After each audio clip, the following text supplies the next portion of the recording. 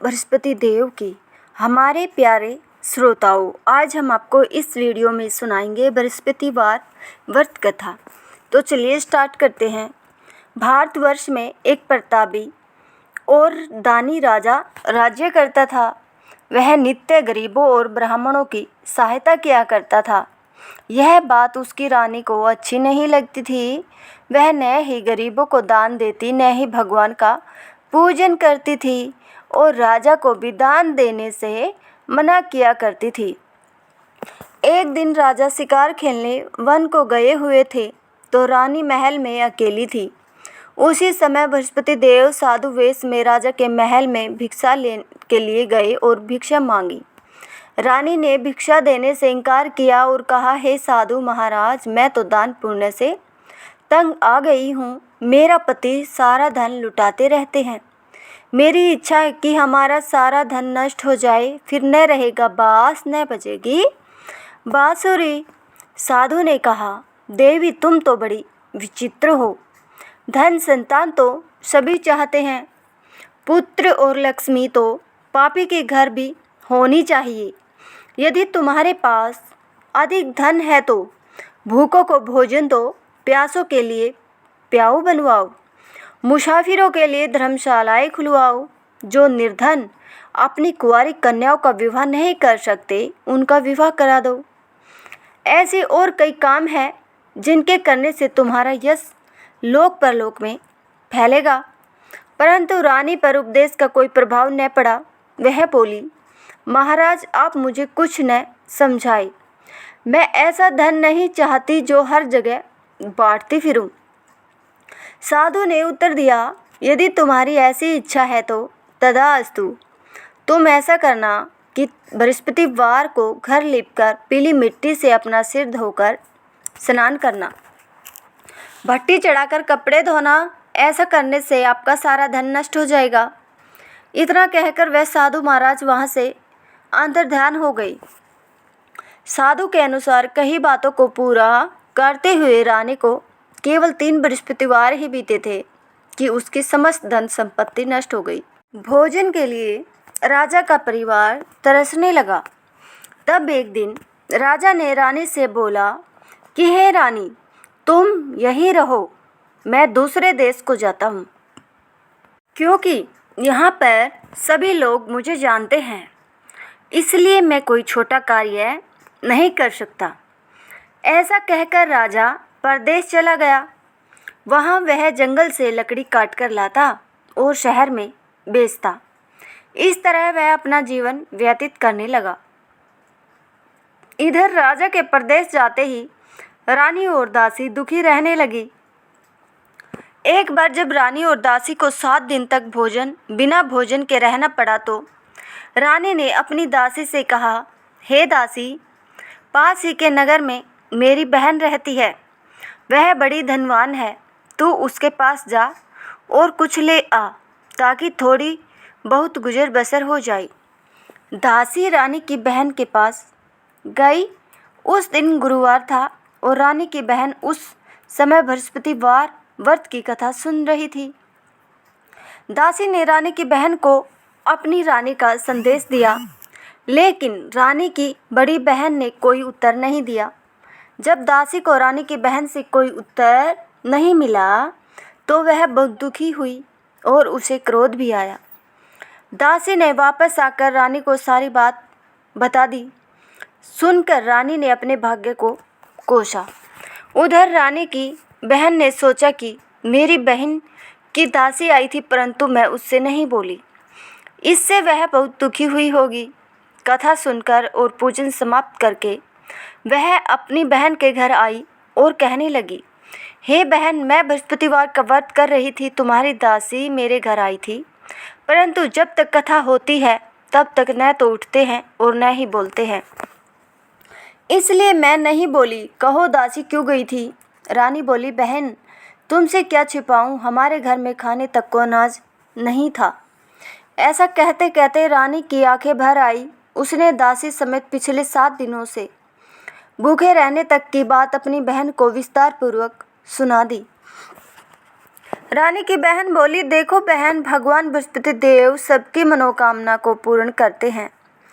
देखो, शायद तुम्हारे घर में अनाज रखा हो। पहले तो रानी को विश्वास नहीं हुआ, पर बहन के आग्रह करने पर उसने अपनी दासी को अंदर भेजा तो सचमुच अनाज से भरा एक घड़ा मिल गया। यह देखकर दासी को बड़ी हैरानी हुई। दासी रानी से कहने लगी, हे रानी, जब हमको भोजन नहीं मिलता तो हम व्रत ही तो करते हैं, इसलिए क्यों न इनसे व्रत और कथा की विधि पूछ ली जाए ताकि हम भी व्रत कर सके। तब रानी ने अपनी बहन से बृहस्पतिवार व्रत के बारे में पूछा। उसकी बहन ने बताया, बृहस्पतिवार के व्रत में चने की दाल और मुनक्का से विष्णु भगवान का केले की जड़ में पूजन करे तथा दीपक जलाए। व्रत कथा सुनने और पीला भोजन ही करे, इससे बृहस्पति देव प्रसन्न होते हैं। व्रत और पूजन विधि बताकर रानी की बहन अपने घर को लौट गई। 7 दिन के बाद जब गुरुवार आया तो रानी और दासी ने व्रत रखा।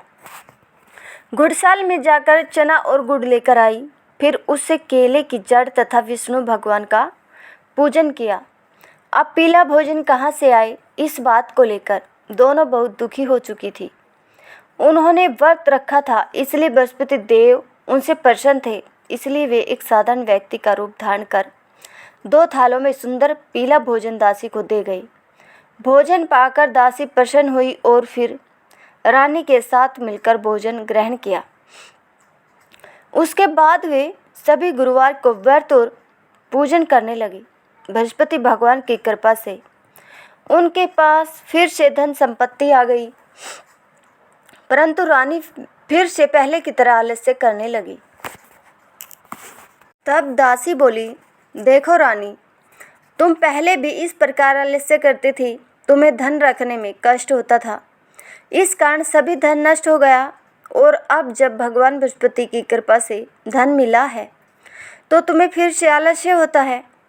दासी को समझाते हुए दासी कहती है, रानी को समझाते हुए दासी कहती है कि बड़ी मुसीबतों के बाद हमने यह धन पाया है, इसलिए हमें दान पुण्य करना चाहिए, भूखे मनुष्य को भोजन कराना चाहिए और धन को शुभ कार्यों में खर्च करना चाहिए, जिससे तुम्हारे कुल का यश बढ़ेगा, स्वर्ग की प्राप्ति होगी और पितृ प्रसन्न होंगे। दासी की बात मानकर रानी अपना धन शुभ कार्यों में खर्च करने लगी, जिससे पूरे नगर में उसका यश फैलने लगा। एक दिन राजा दुखी होकर जंगल में एक पेड़ के नीचे आसन जमाकर बैठ गया। वह अपनी दशा को याद करके व्याकुल होने लगा। बृहस्पतिवार का दिन था। एकाएक उसने देखा कि निर्जन वन में एक साधु प्रकट हुए। वह साधु वेश में स्वयं बृहस्पति देवता थे। लकड़हारे के सामने आकर बोले, हे लकड़हारे, इस सुनसान जंगल में तू चिंता मगन क्यों बैठा है? लकड़हारे ने दोनों हाथ जोड़कर प्रणाम किया और उत्तर दिया, महात्मा जी, आप सब कुछ जानते हैं, मैं क्या कहूँ? यह कहकर रोने लगा और साधु को अपनी आत्मकथा सुनाई। महात्मा जी ने कहा, तुम्हारी स्त्री ने बृहस्पतिवार के दिन बृहस्पति देव भगवान का निरादर किया है, जिसके कारण रुष्ट होकर उन्होंने तुम्हारी यह दशा कर दी है।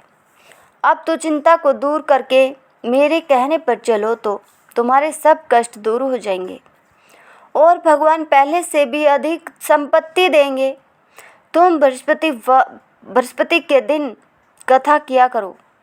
2 पैसे के चने मुनक्का लाकर उसका प्रसाद बनाओ और शुद्ध जल से लोटे में शक्कर मिलाकर अमृत तैयार करो। कथा के पश्चात अपने सारे परिवार और सुनने वाले प्रेमियों में अमृत व प्रसाद बांटकर आप भी ग्रहण करो। ऐसा करने से भगवान तुम्हारी सभी मनोकामनाएं पूरी करेंगे। साधु के ऐसे वचन सुनकर लकड़हारा बोला, हे प्रभु, मुझे लकड़ी बेचकर इतना पैसा नहीं मिलता जिससे भोजन के उपरांत कुछ बचा सकूं। मैंने रात्रि में अपनी पत्नी को व्याकुल देखा है।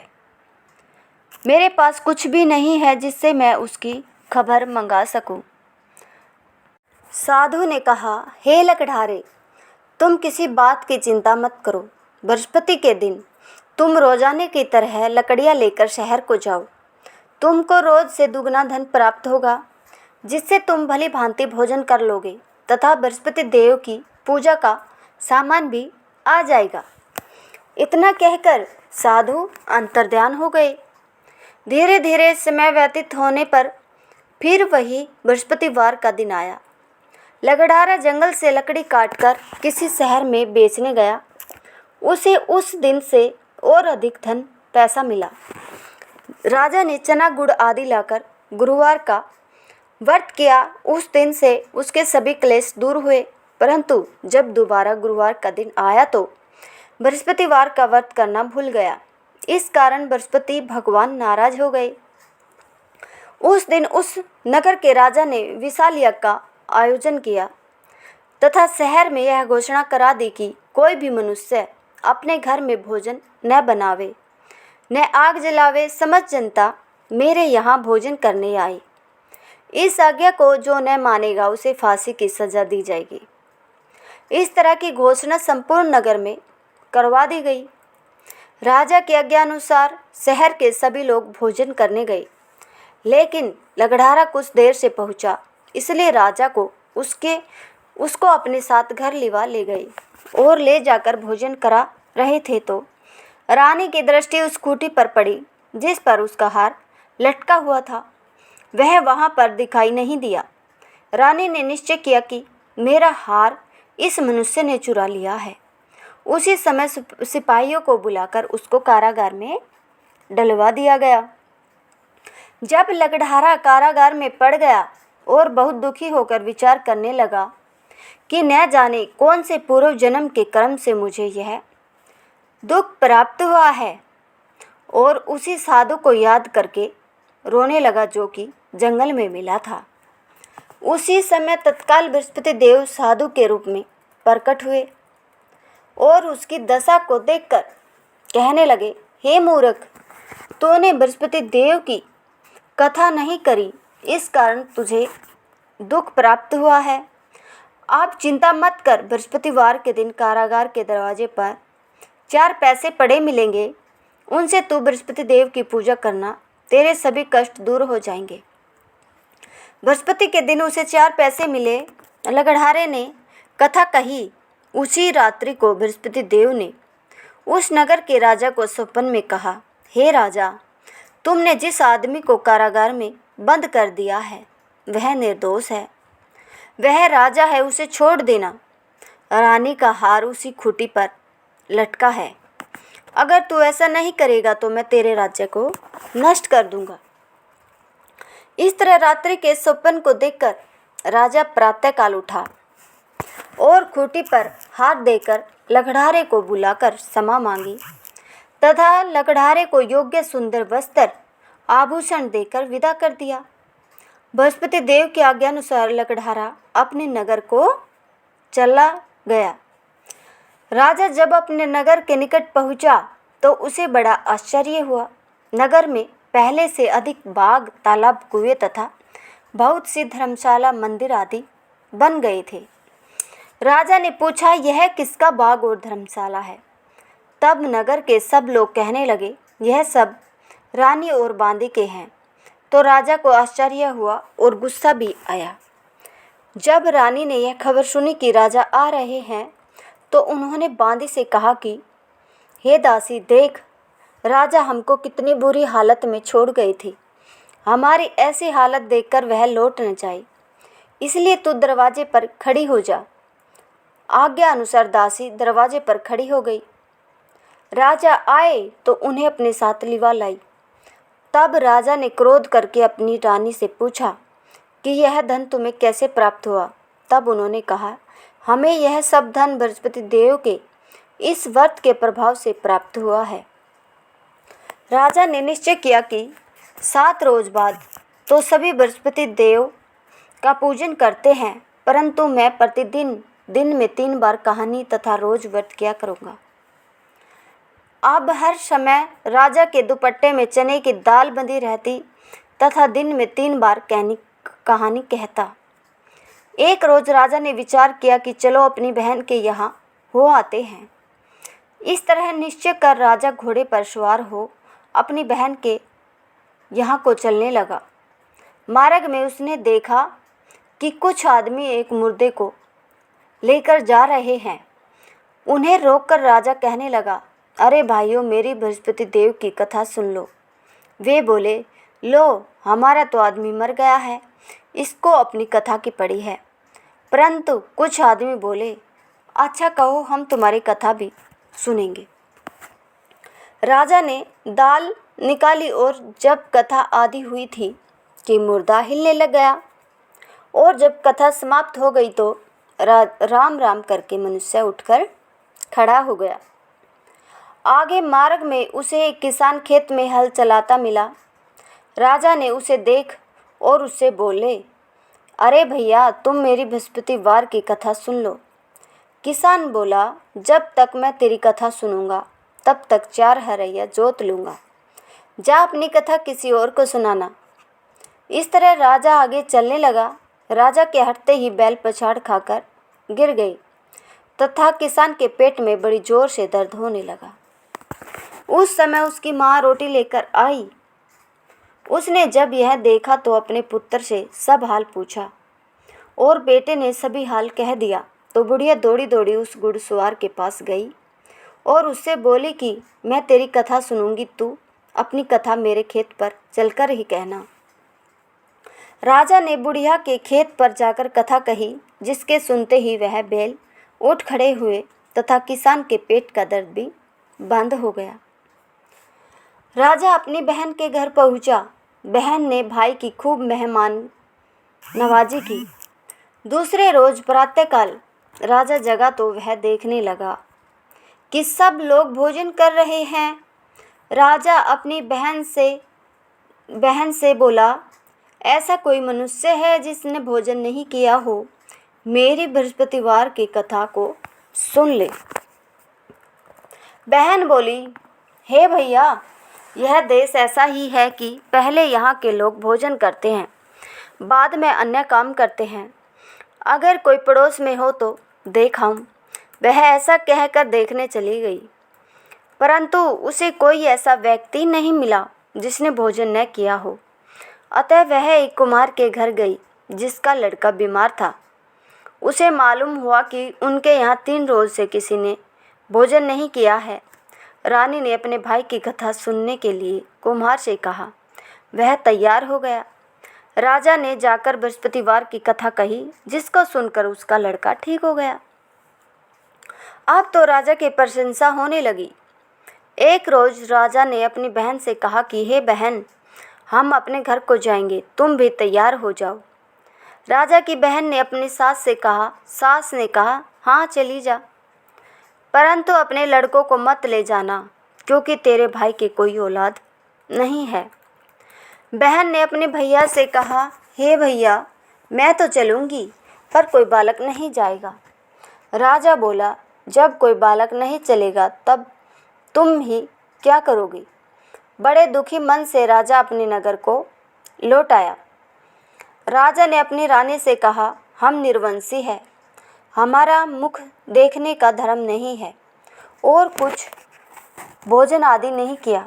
रानी बोली, हे प्रभु, बृहस्पति देव ने हमें सब कुछ दिया है, वह हमें औलाद अवश्य देंगे। उसी रात को बृहस्पति देव ने राजा से स्वप्न में कहा, हे राजा, उठ, सभी सोच त्याग दे, तेरी रानी गर्भ से है। राजा की यह बात सुनकर बड़ी खुशी हुई। 9वें महीने में उसके गर्भ से एक सुंदर पुत्र पैदा हुआ। तब राजा बोला, हे रानी, स्त्री बिना भोजन के रह सकती है, पर बिना कहे नहीं रह सकती। जब मेरी बहन आवे तो मुझसे कुछ भी मत कहना। रानी ने सुनकर हाँ कर दी। जब राजा की बहन ने यह शुभ समाचार सुना तो वह बहुत खुश हुई तथा बधाई लेकर अपने भाई के यहाँ आई। तभी रानी ने कहा, घोड़ा चढ़कर तो नहीं आई, गधा चढ़ी आई। राजा की बहन बोली, भाभी, मैं इस प्रकार न कहती तो तुम्हें औलाद कैसे मिलती? बृहस्पति देव ऐसे ही हैं, जैसी जिनके मन में कामनाएं हैं, सभी को पूर्ण करते हैं। जो सद्भावना पूर्वक बृहस्पतिवार का व्रत करता एवं कथा पढ़ता है वह अथवा सुनता है, दूसरों को सुनाता है, बृहस्पति देव उसकी सभी मनोकामनाएं पूर्ण करते हैं। बोलो जय बृहस्पति देव की। अगर आपको यह कथा पसंद आई हो तो इस वीडियो को ज़्यादा से ज़्यादा शेयर करें। कथा सुनने के लिए आप लोगों का हम बहुत बहुत धन्यवाद करते हैं।